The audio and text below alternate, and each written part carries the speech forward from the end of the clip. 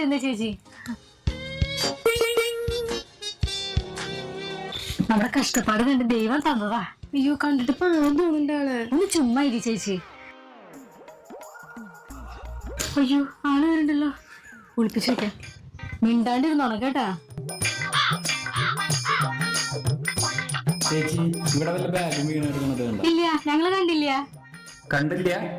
ആ ബാഗിൽ എന്റെ കുറച്ച് സ്വർണ്ണവും പണമൊക്കെ ഉണ്ടായിരുന്നു. ഛേ, ഇപ്പൊ എന്റെ പെട്രോൾ അടിക്കാൻ വരെ കാശില്ല. അയ്യോ ചേച്ചി ഒരു 1000 രൂപ എടുത്ത്. പാവങ്ങളെ സഹായിച്ച സ്വർഗത്തിൽ പോവാ. എടുക്ക്.